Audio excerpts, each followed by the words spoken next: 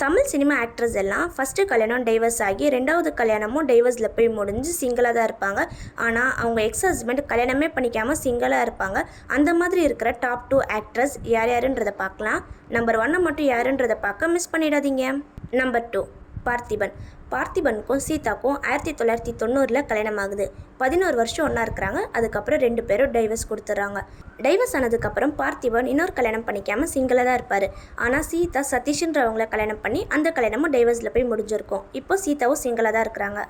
Number 1 யாருன்றதை பார்க்குறதுக்கு முன்னாடி இது வரைக்கும் நீங்கள் நிஸ்டா கிளிக்ஸ் சேனலை சப்ஸ்கிரைப் பண்ணணும்னா சப்ஸ்கிரைப் பண்ணிக்கோங்க. அப்படியே லைக் பட்டனே தட்டி விட்டுருங்க. நம்பர் 1 ஆகாஷ். ஆகாஷ்க்கோ வனிதா விஜயகுமாருக்கோ கல்யாணமாகி 5 வருஷம் ஒன்றா இருக்கிறாங்க. அதுக்கப்புறம் டைவர்ஸ் கொடுத்து 2 பேரும் பிரிஞ்சுறாங்க. ஆகாஷ் இது வரைக்கும் கல்யாணம் பண்ணிக்காமல் சிங்கிளாக தான் இருக்கிறார்.